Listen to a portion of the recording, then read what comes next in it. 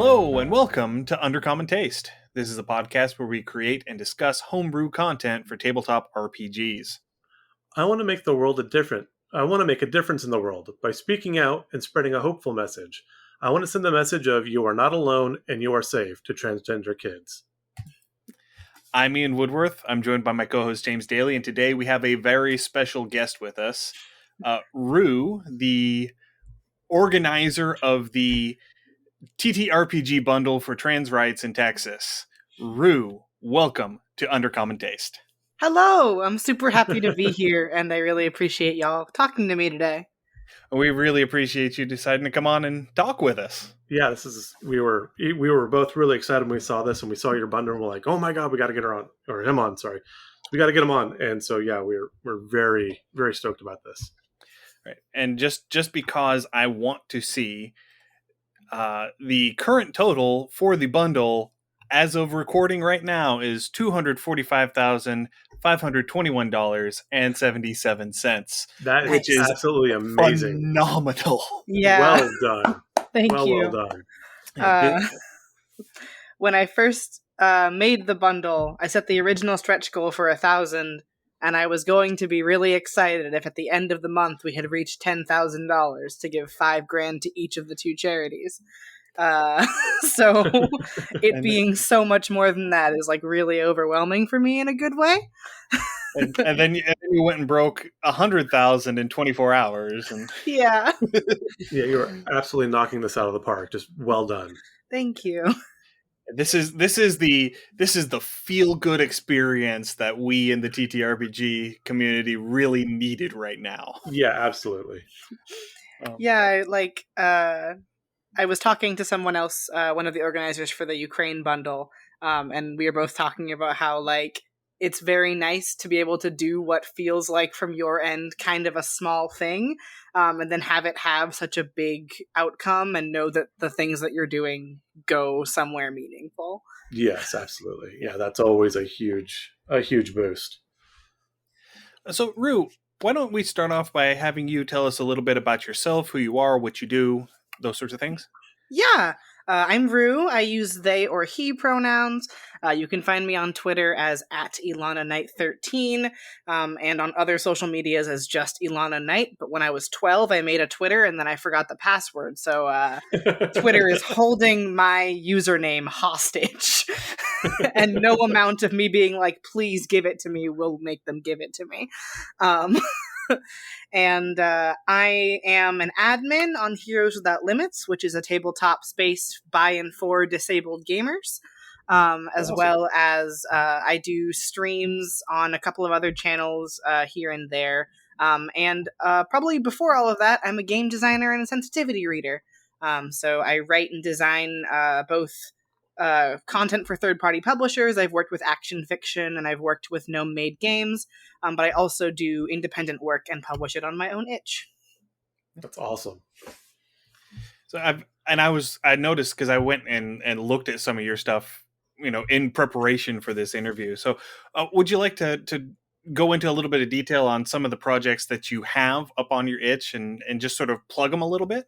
Yeah, so my favorite project that's on my itch, and also what's in the bundle, is I Want Your Bite, which I wrote for BIPOC Vamp Day.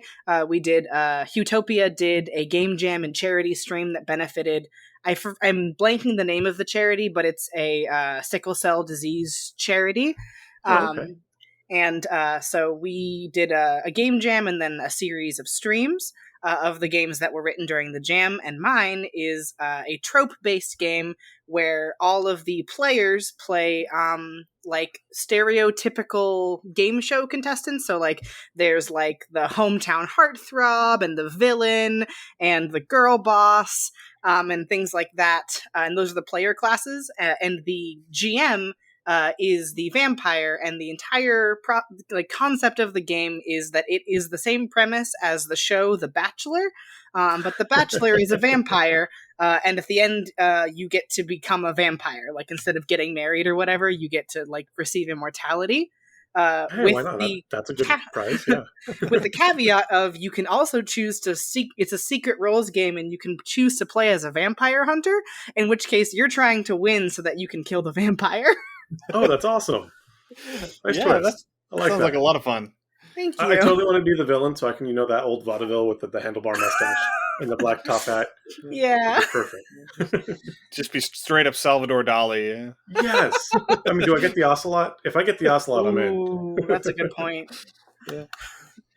And then a lot of my other projects on there are one-page RPGs because I find them quite fun. The Season is a GM-less RPG where you play as a bunch of Regency-era gossips at like a tea party or a social, and it's your job to maintain your reputation and tear down everybody else's. I want to be terrible at that game because I suck Me in social too. situations. I've never actually played it myself aside from the play testing, so I don't know if I'm actually good at it. And then the other one is the Jewel of the Sea, which is a seafaring game where you roll on tables and sort of determine how your like seafaring journey goes, and you build your ship crew and things like that. Roll for seasickness. Yeah. I got a 1. Oh, it's going bad. I need some I think Dramamine. I think I used the D12 table for that one. I was like, I don't get to roll D12s often enough. I want to roll a D12 every now and again. Yeah, the D12 gets a little underused. The Yeah. D12 is the best dice. It's such a pleasing shape. That's a D6. It is. It's such a pleasing shape. It looks good. It feels good. It rolls well. It's you can do D2, so coin flips with it. You can do D3 with it. You can do D4 with it. You can do D6 with it. It's ideal. It is the perfect platonic solid. I really enjoy playing a gunslinger because one of the like guns you get to roll 2d12, and I'm like, yes, finally. They get use. 2 of them. So yeah, those are the most highlightable things on my itch, I think. No, those all sound so much fun. Those are definitely very great. So what 2 charities specifically for those that have not seen your bundle? Which 2 charities specifically are your funds going to? And then we'll break down and we'll talk about the bundle a little bit more as well. Yeah, so the 2 charities we picked are the Transgender Education Network of Texas and Organización Latina de Trans en Texas, or their English translation is Latina Trans Texas. So the TENT, which is the Transgender Education Network, is a like trans-started charity that works on an educational level with schools and like local governments and also like community center groups and things like that to educate the greater community about trans identity and trans issues and sort of try to combat a lot of the like conspiracy theories and transphobia that sort of like are perpetuated by a lot of media. And so they are doing a lot of work both on like the grassroots level of like going into communities and also on the bigger level of like speaking in front of the Texas legislature and like holding like symposiums and things like that to like educate folks on what trans people like the fact that trans people exist essentially is really the basics of their argument. Right. And then from that point onward, like dispelling a lot of the conspiracy theories that folks have about trans folks and about like the queer community in general. Gotcha. They also, since COVID, have started providing emergency relief funds to trans folks in need in Texas. So you can apply for one of their emergency grants, and they will like forward along money to trans folks who are having trouble with work or things like that due to the pandemic. Excellent. And Latina Trans Texas is a trans-led, trans-centered organization that has a special focus on trans immigrants. So they were originally founded as a safe space for Latina trans women, obviously from the name, but they serve all trans folks, and they have a couple of shelters in different cities in Texas that are both short-term and long-term residential spaces for trans folks experiencing homelessness or escaping from unsafe situations, or trans folks who are freshly immigrated to the U.S. and they have legal aid staff on hand to help folks with citizenship papers and navigating like the citizenship process while also being trans, and especially if you don't have certain documents from wherever you're coming from that certify your identity and how to like navigate that space, as well as name change paperwork and all of the other legal documentation that comes along with being trans. So they have legal aid on staff to help with that, as well as providing safe spaces and food and access to resources for all of the folks that stay at their shelters. Wow. Okay. Yeah. That sounds like they cover a lot. So yeah, no, those are two fairly heavy charities. So well done. Yeah. I'm in contact with the like directors for both of them because we had to coordinate the deposit process because Right. originally when I thought this was going to be small, I was just going to kind of eat the taxes myself and do the donation personally. And then it got past 100,000 and I was like, there's no way my bank is going to let me accept $100,000 and then hand out $100,000. Right. So we got in touch with the itch like admin team and put them in touch with the charities, and both of them are like super excited, and OLTT especially. Like this, depending on how much money this is at the end, it might be the largest donation they've ever received. Oh wow. So I'm really excited about that. Yeah, no, a huge thank you for that, and a huge thank you for the the tabletop gaming community for getting behind that.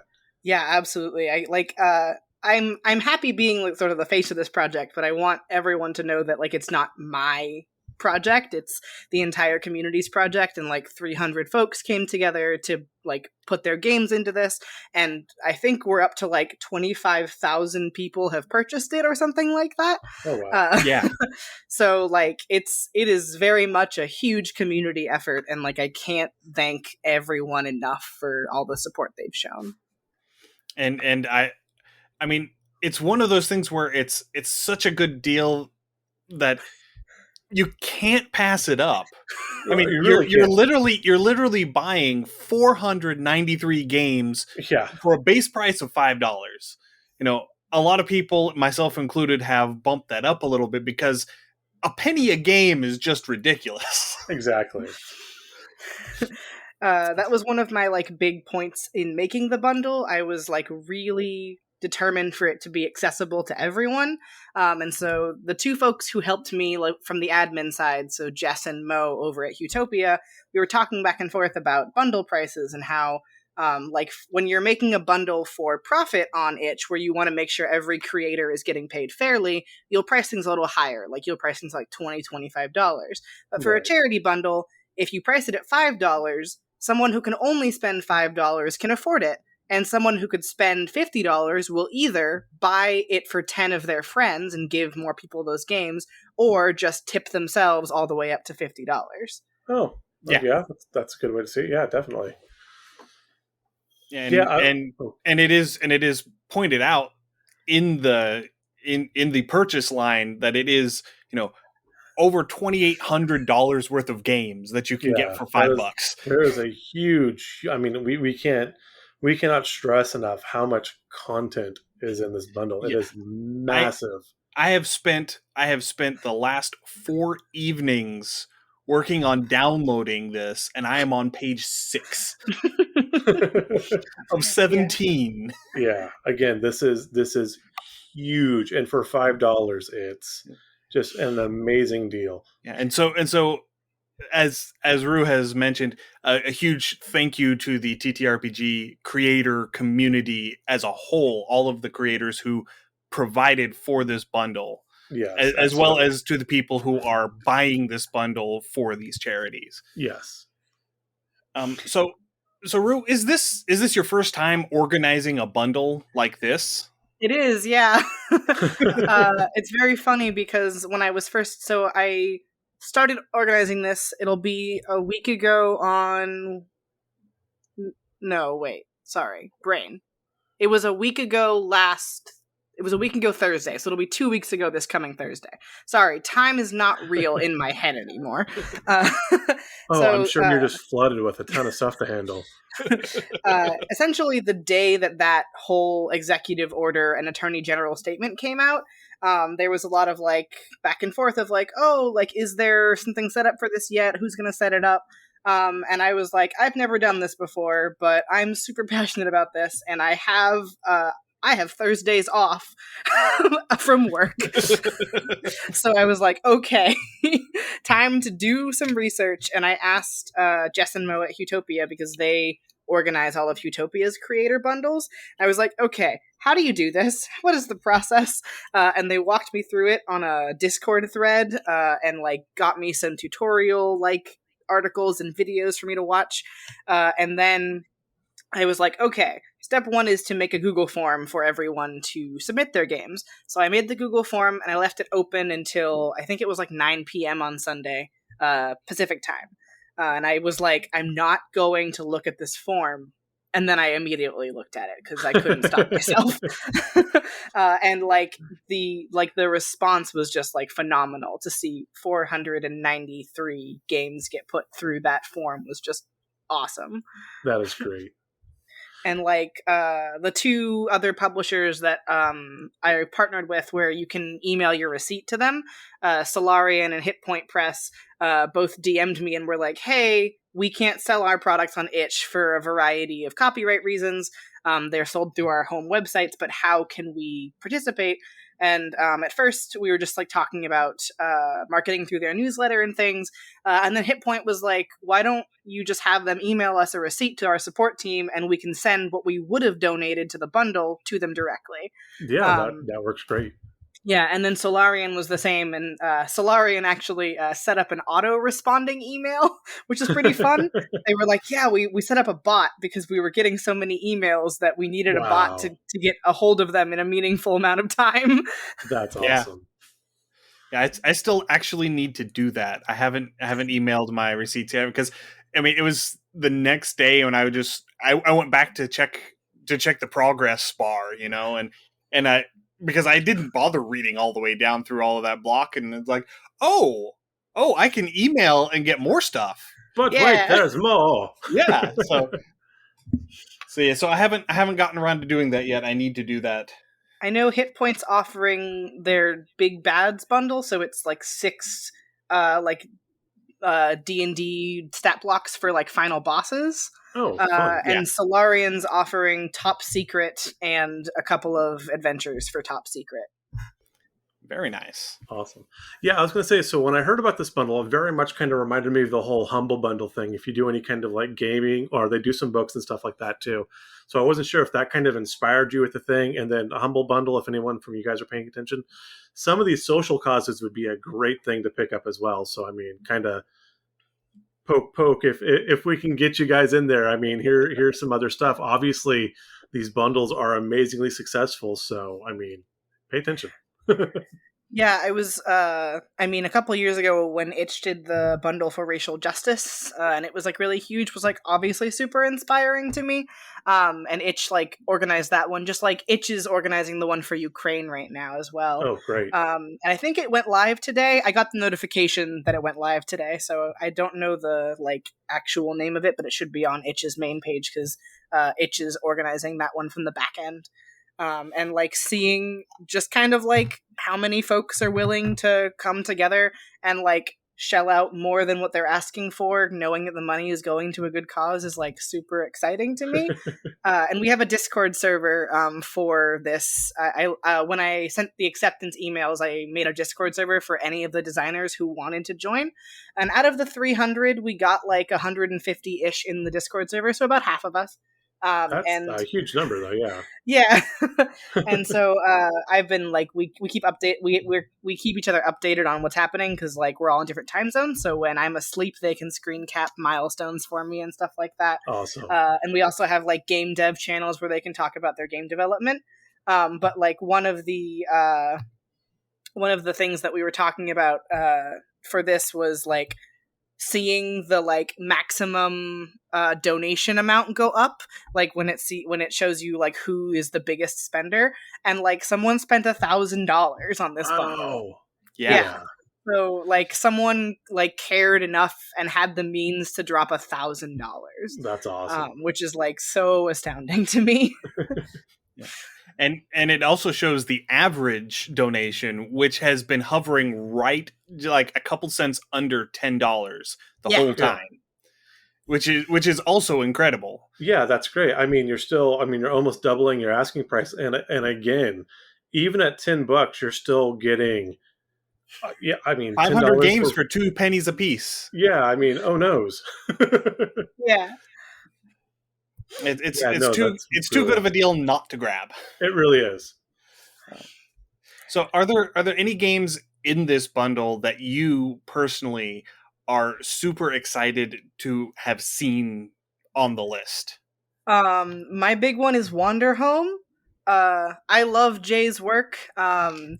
And like I already own Wander Home, but when I saw that Jay had submitted Wander Home, I was just super excited because like it's a game that like is such a nice pastoral, like sweet getaway kind of feel, and I actually think so. Like tangentially, like I think the wide variety of games that are in this is really exciting to me, because you get like things like Wander Home, which are like very like emotional stories about like defending your home as a little animal person, and then you get Be Gay Do Crimes. Yeah. Or Kissing Comrades, which is a 200-word LARP about being an anarchist. Chaos woohoo. And just like the huge variety of like vibe, and just kind of like the very like even the games have a very like wide breadth of interest that you can catch. Like there's a bunch of like full RPGs, but there's also a lot of one pagers and single like solo journaling games, depending on what you've got the mood for. Fourth Sherlock Holmes and a Vampire, who is also one of the aforementioned Sherlock Holmeses in here. And I love that game. I can't wait to play it myself. But yeah, so like every game that got submitted, I was like thrilled about seeing. And then of course like the big hitters like Agon and Thirsty Sword Lesbians, which like each of them alone, I think their standalone PDF is like $25. Oh, wow. So like knowing that those publishers, like especially like a big publisher like Evil Hat, is willing to like take the losses on those sales and give this game into the bundle is like really exciting for me. Yeah, I think the game that I am most interested in actually trying out is Jonathan Frakes wants your attention and you must not give it to him. Yeah, that one has like it's so I've been collecting and saving into our Discord server for the designers all the different articles that folks have been putting out about this, and I think that game has been featured in like 4 of them because every news writer who writes about it is like, this game looks amazing. Can we tag Jonathan Frakes in this just so he sees it, just so he knows it's here? I desperately want Jonathan Frakes to know that this bundle includes a game where you must not pay attention to him. Which does lead me to a question. So, I mean, as mind-bogglingly, as awesomely successful as this is, I can't talk tonight. Yeah, we do a podcast. I can't talk tonight. There we go, words. But as awesome as this bundle has been, if there was a group, a person, a celebrity, an entity, somebody that we could, give a shout out and get eyes on it, who would that be for you? I mean, honestly, I'm gonna be like super honest. Like a lot of the big hitters in the space have already like done that kindness for us. Like I was like over the moon when I saw that Matt Mercer retweeted it, because that's just so many more eyes on this space. I think like it would be nice to get like some like trans and queer folks outside of the tabletop space to see it. Someone in the Discord server was talking about oh, we should see if Laverne Cox will retweet this. And I was like, I don't know that I'm anywhere near the level of important for Laverne Cox to know I exist. Let's tag him and let him see. I mean, maybe they'll get Her. behind you and support, Her. or her. Sorry, Her, yeah. my apologies. But let's get behind her and tag her, and maybe we can get her, support behind this as well. So I mean, we can. But yeah, like I think it would be really cool if like trans and queer advocates outside of the space would also see it and get to interact with it. Absolutely. Well, I mean, you said that various news publications are picking this up too. So I mean, that's definitely going to increase visibility for you as well, which is wonderful. Yeah, Polygon did an article for us earlier in the weekend, and the bundle analytics will show me where folks have been led to the bundle from, and a lot of folks are coming from the front page because Itch is doing us the kindness of featuring us on the front page. But I'd say about 20% of our traffic since the Polygon article came out has been from Polygon directly. Oh, awesome. So just a huge chunk of our traffic coming to the bundle from Polygon, which is really nice. And how much longer is the bundle running currently? How it long runs through 11:59 p.m. Pacific time on April 3rd. So it ends great. April 4th. So there's plenty of time. So I mean, if you're him and Han, I mean, act now. But if you got to sit there and 500 games, $5. 500 games, $5. You got time to figure this one out. 500 games, $5. 500 games, a cup of coffee. I mean, do it. Just do it. Do it now.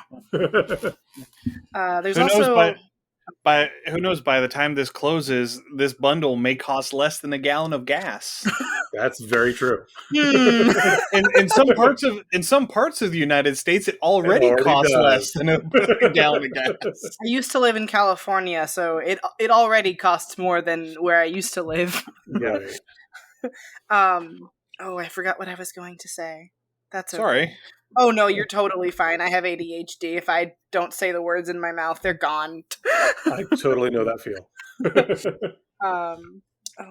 It'll come back to me when I don't need it to, so that's going to be really exciting. I'll remember, when I'm lying in bed tonight, oh, no, I didn't say this. That usually happens to me in the middle of editing. I'll get to a point where I was going to say something, and I forgot what I was going to say, and then just listening back through reminds me exactly what I was going to say. Yeah, Ian will sit there and message me, we should have dropped this meme. Yeah, we probably should have. We're old now. So after this campaign wraps up, is there something else you're kind of geared up and ready to try to tackle next?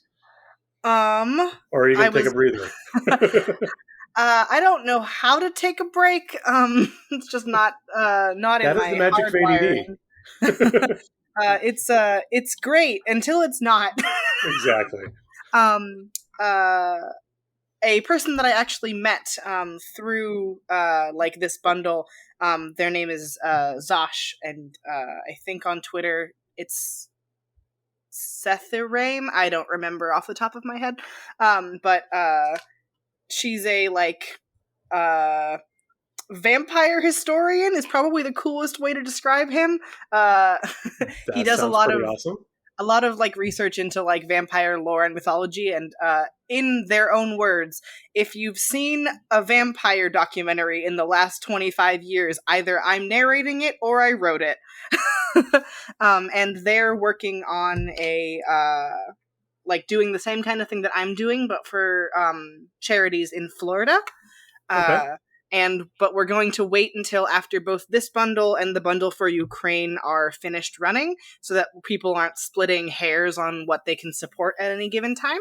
Once this bundle and the bundle for Ukraine have run out, we're going to go live on a bundle for Florida to also help trans and queer folks there because of the whole Don't Say Gay bill that they just passed and things like that.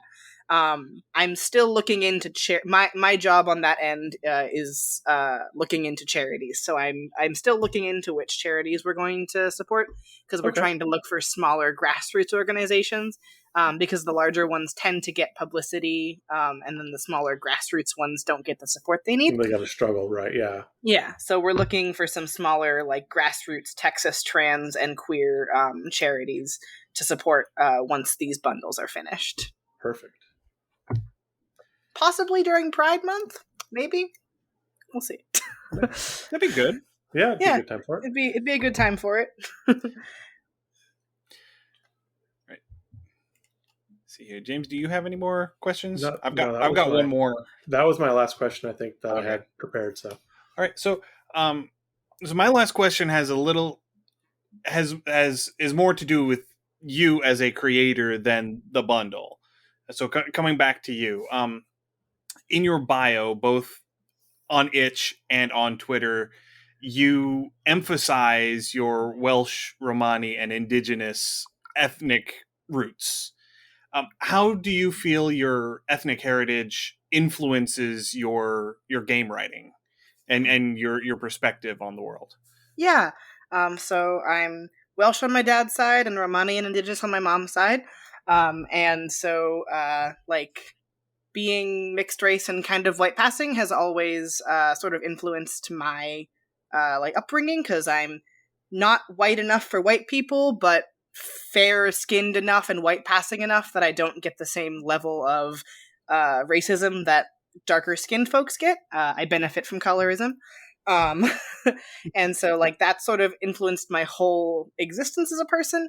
And also wanting to like take space that I'm deserved, but also make sure that I make space for other folks.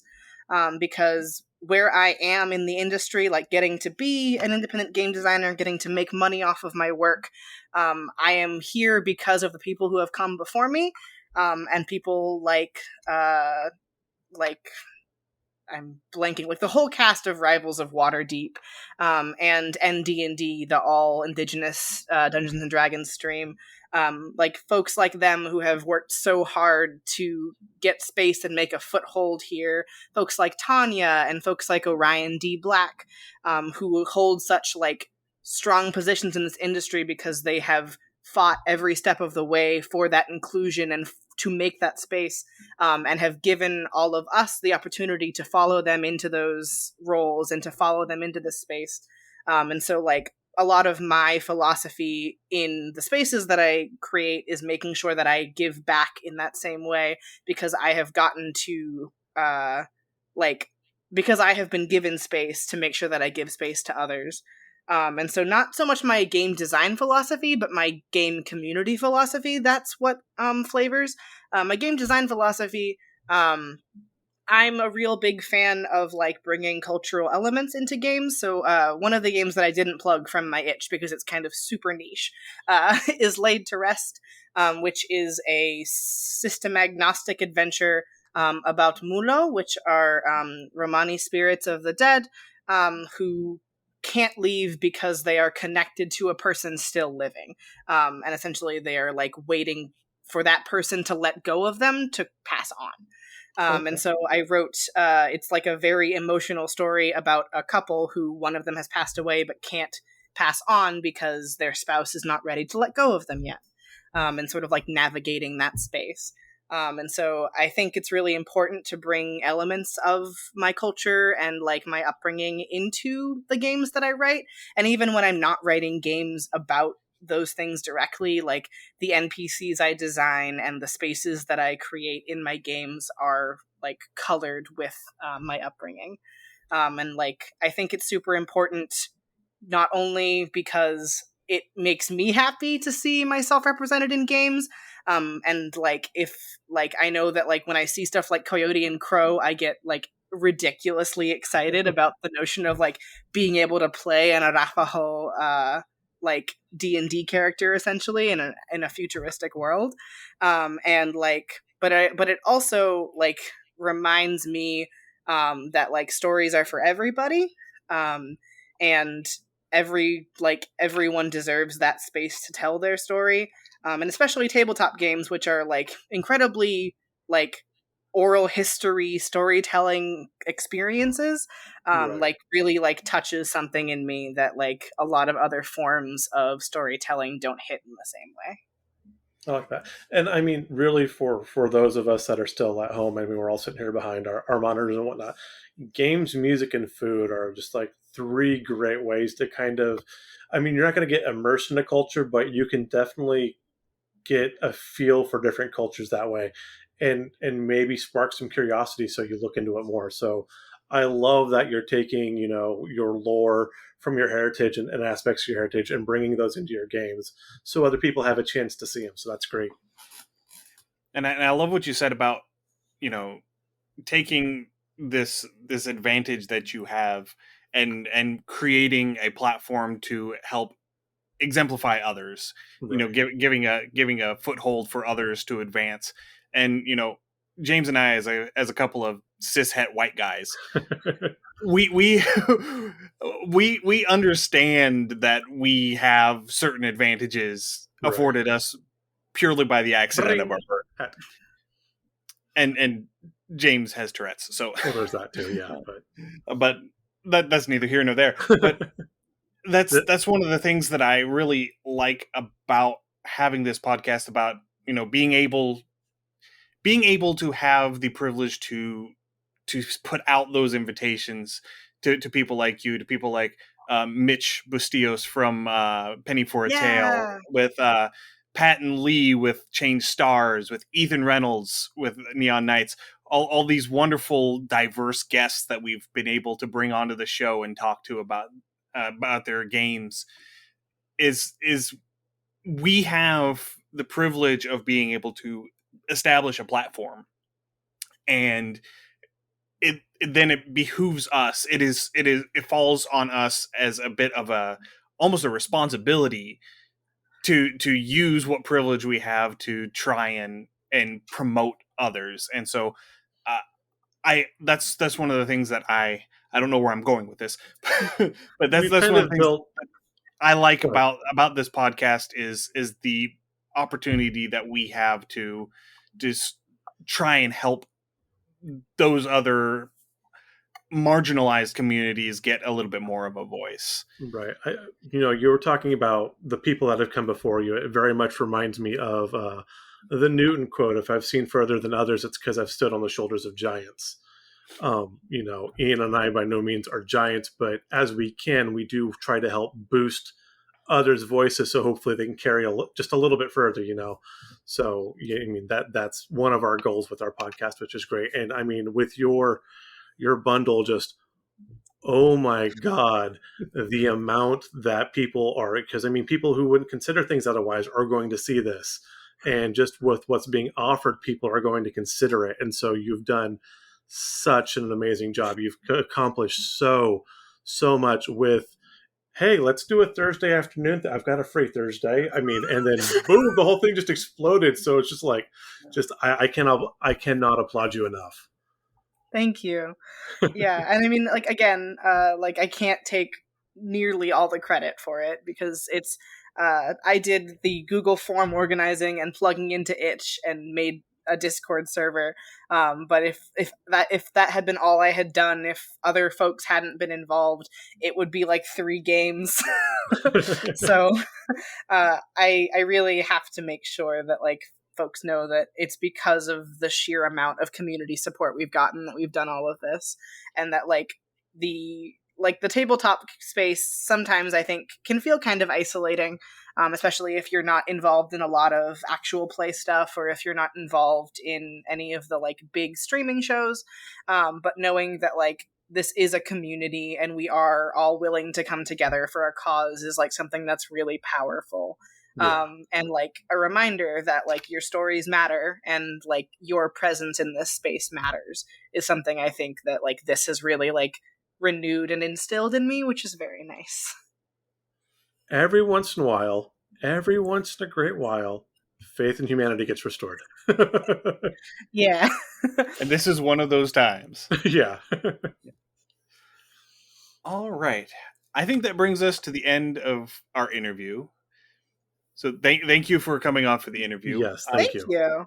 One of the things that we like to do with our guests is to roll some dice on a table in a segment we call Monster Mashup. Ooh, shiny. I have I have all my pride dice with me today. Nice. ASMR. Oh, that's a great sound. Well done. Yeah. That and like the sound of the Coke being poured into the glass for the movie theaters. That's like one of my favorite sounds ever. That and dice hitting a tray. Yeah. Yeah. The dice that I have on me. Let's see if the camera will pick them up. These are Ooh, my ceramic dice from Fighting Chance Studios that I got for that's Christmas, Nice. awesome. My and dice they are they make sorry. they make the best noise Yeah, when you it's like roll them teeth. together. It's the Tooth Fairy's teeth. I don't think my camera will pick this up. This one has little tiny Oh, yeah, clay it's picking trans it up. flags in it. Oh, awesome. Very Yeah. nice. Yeah. And then my other ones are the heartbeat trans set and the heartbeat non-binary set. Very cool. All right. So if you are ready, Yeah. let's roll some dice. All right. So to start off with, let's get a D4 roll for its locomotion. All right. That's a 3. A 3, it burrows. All right. Ooh. Fun. And then a D6 roll for what does it eat? Bananas. Maybe. A 5. A 5. Give me another roll and let me know even or odd. Odd. Odd, it eats carrion.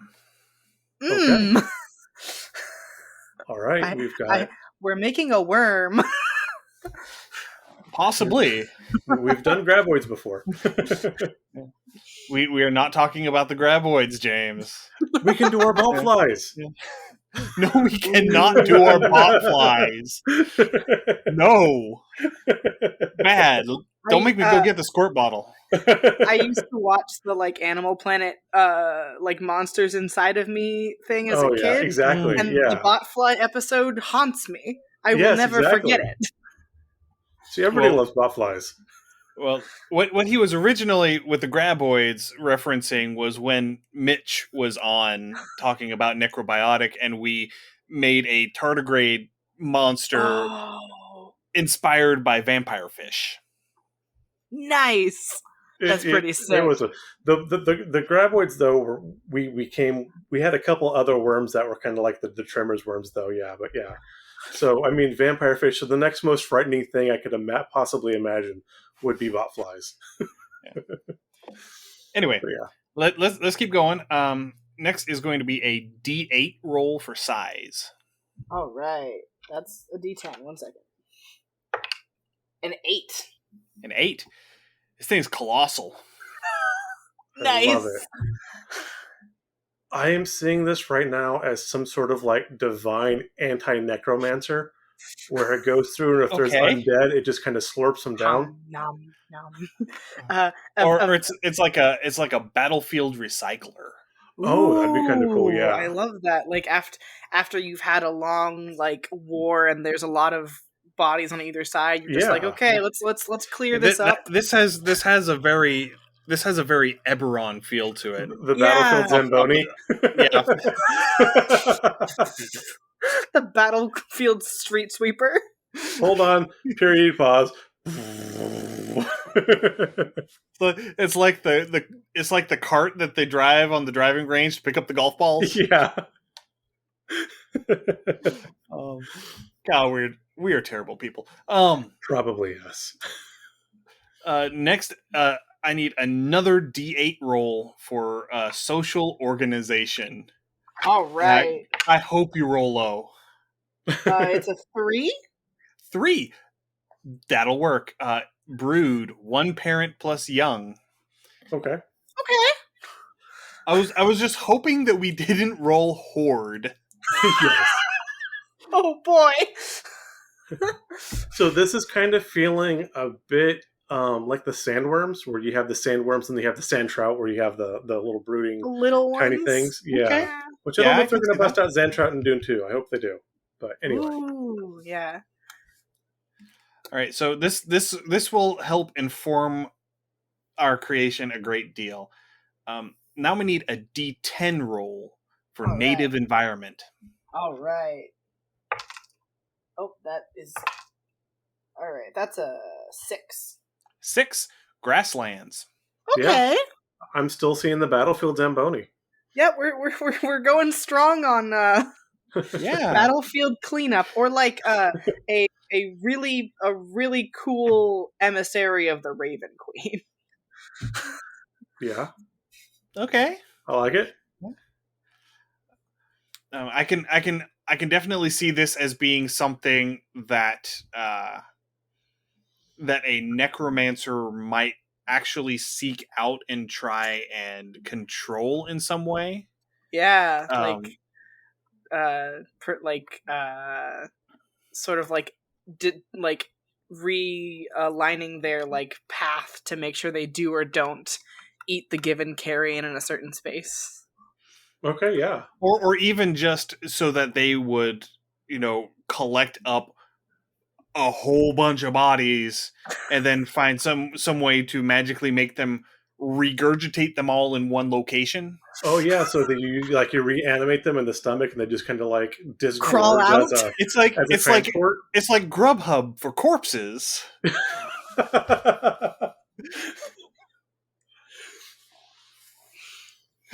You just place your order and they show up at your door. Grub So I'm up for thinking- corpses.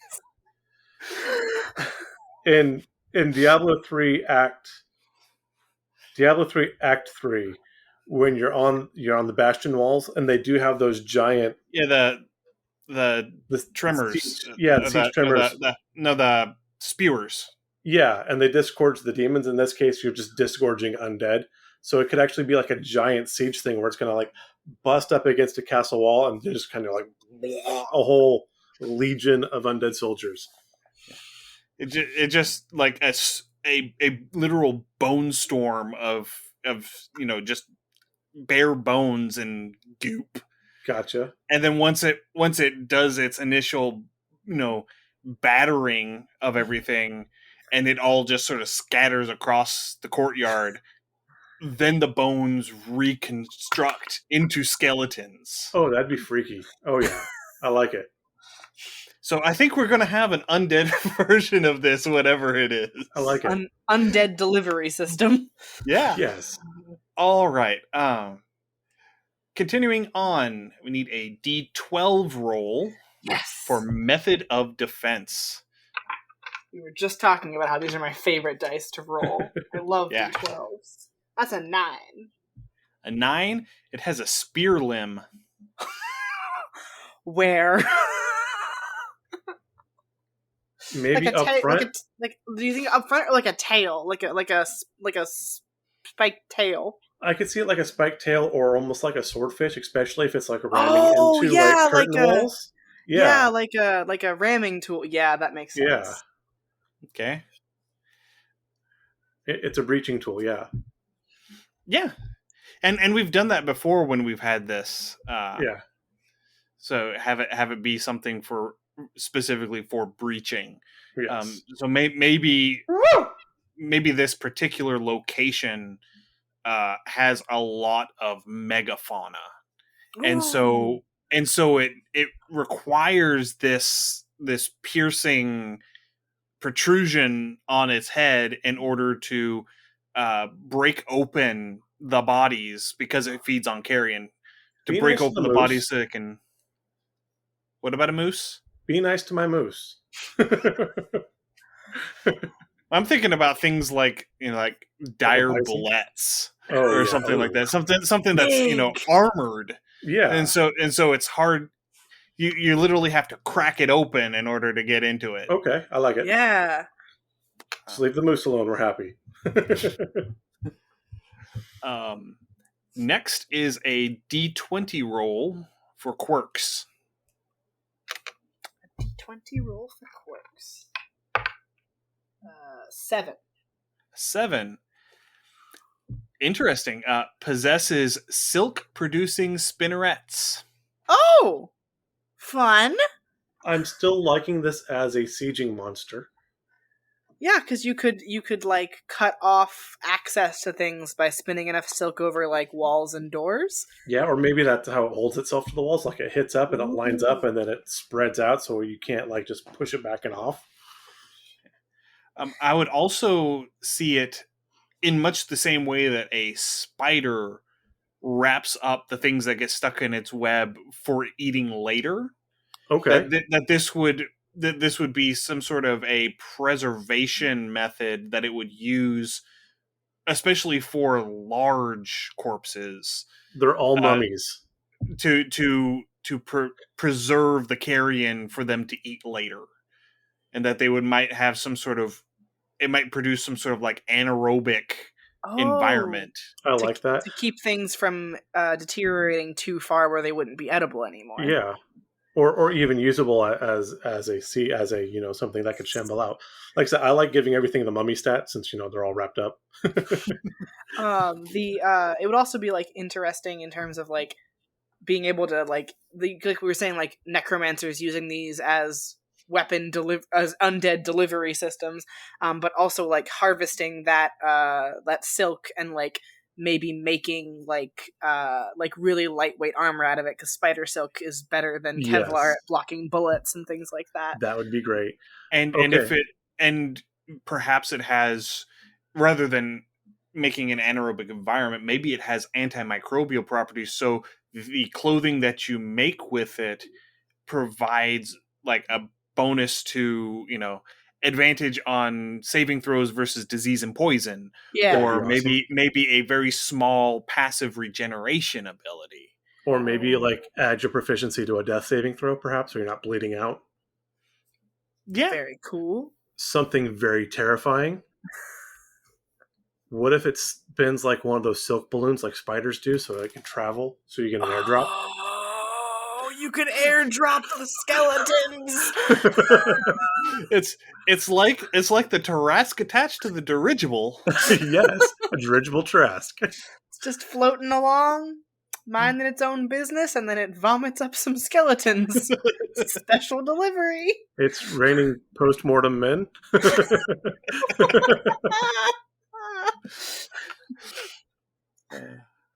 All right. And now for the fun ones. And now and now you thought we were almost done. Now we get to make it weird. I'm so excited. I can't wait to see what this becomes when we make it weird past what we've already made. Yeah. So give me a D100 roll. All right. That is a 56. 56 is 57, it would have been catch up. Wait, sorry, what? Said if it was 57, it would have been catch up.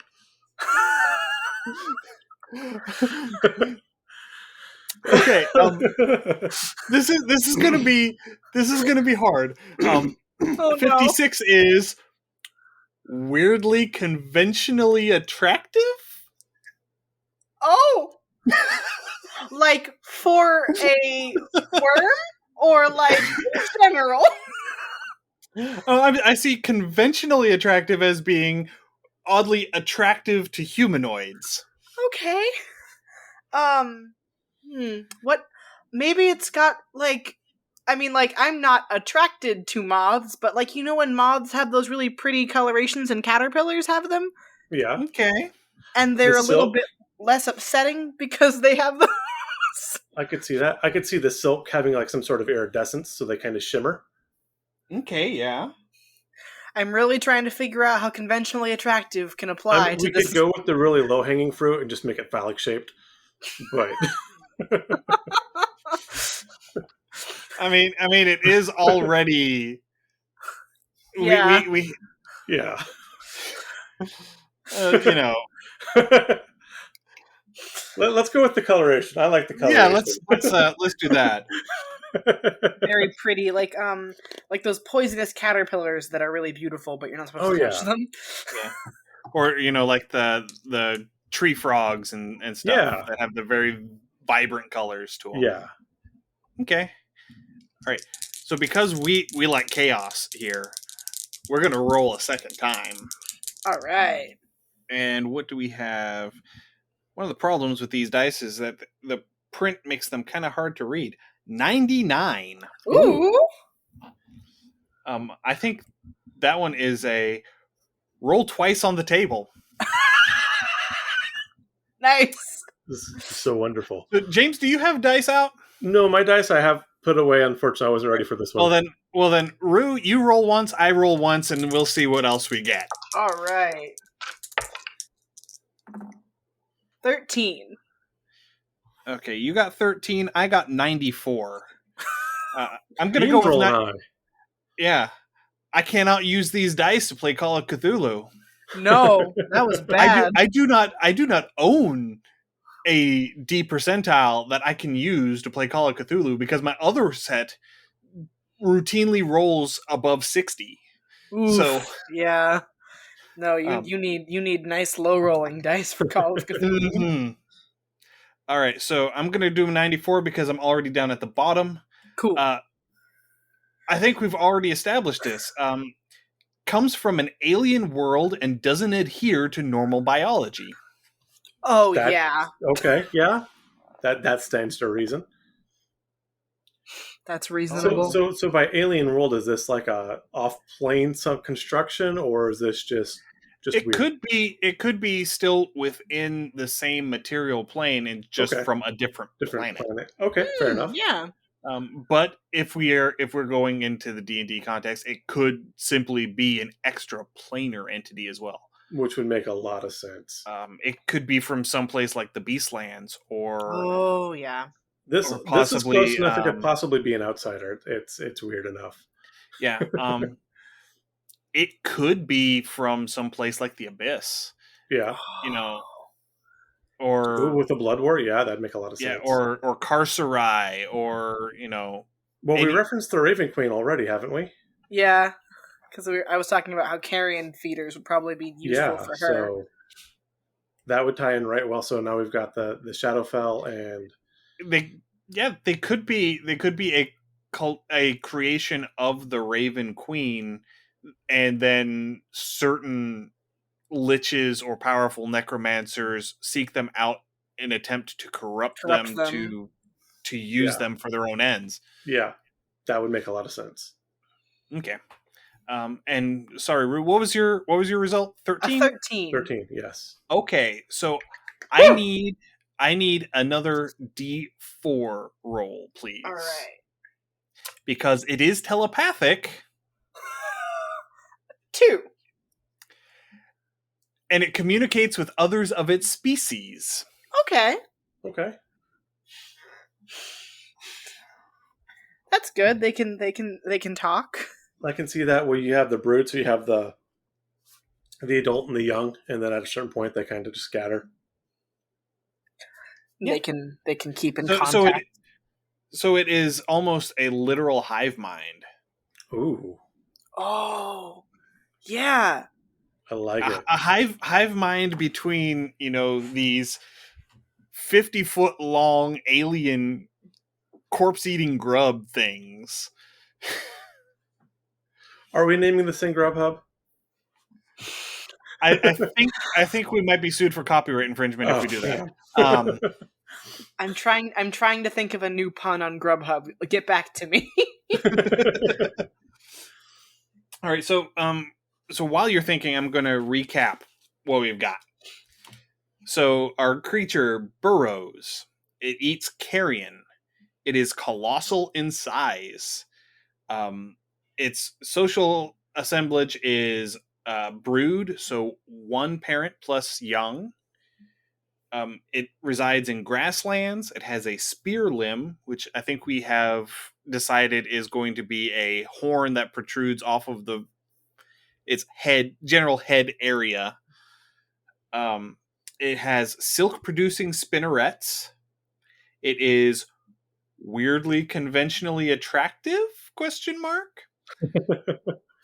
It is from an alien world, and it is telepathic and communicates telepathically with others of its species. So, what are we going to call it? There are no good, like, shortenings of mummy to fit into Grubhub. The bone drone, perhaps? Okay. Because it I delivers like it. bones, but I don't like it Yeah. because it's not made of bones. It is some kind of, like, caterpillar, grub, worm thing. And unfortunately, Cadaver Collector is already taken. Oh, darn. Ah. You could call it a Okay. carrion worm, I guess. In the What if this thing's actually a caterpillar to a moth? It could be a carrion moth. carrion Okay. moth. Okay. So Oh! so Like what you're saying is we've made Mothra. Yes. I was gonna say like corpse flies, but a corpse moth, a corpse Yeah. grub. Corpse grub would work. Something for like a battlefield, or like thinking like a carrying pit. But yeah, a corpse grub would work. There's a term for a pile of dead bodies, and I'm blanking on it. There's a term for it. I'm pretty sure there is. I've never heard it. If there is, Well, I mean, give me a second. We can consult the oracles that are Google, that's true. and we can look up at the stars here.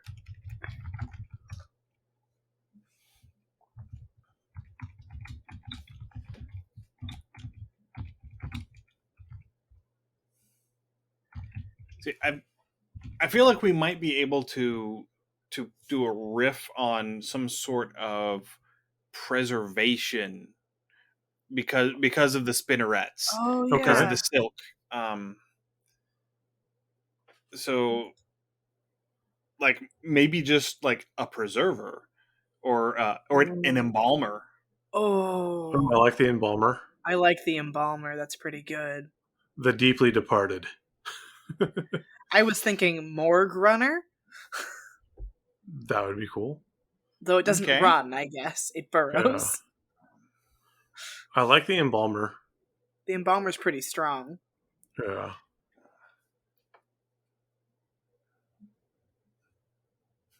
A hearse scrub.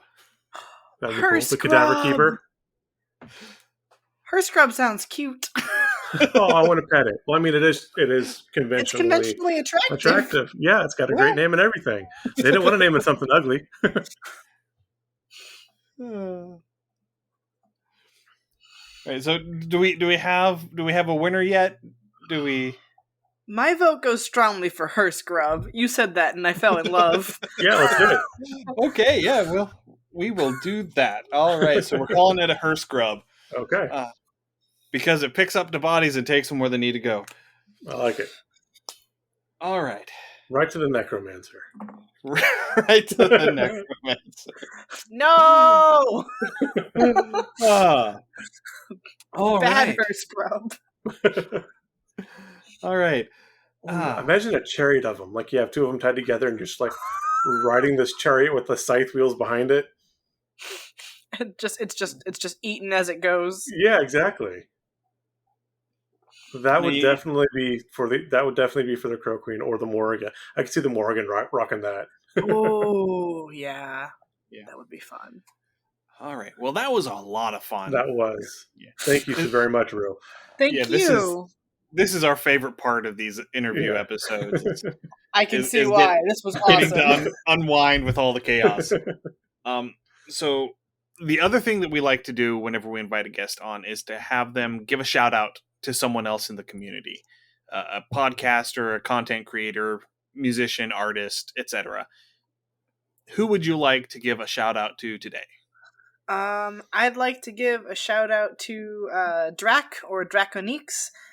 He's one of the admins on Friends Who Roll Dice.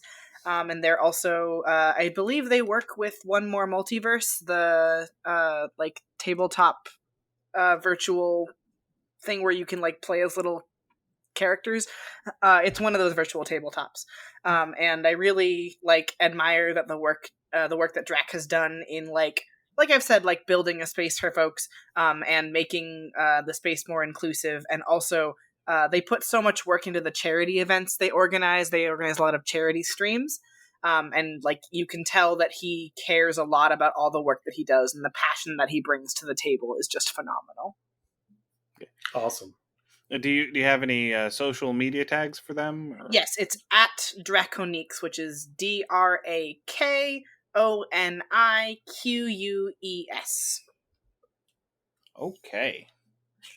We'll make sure to include that in our show notes.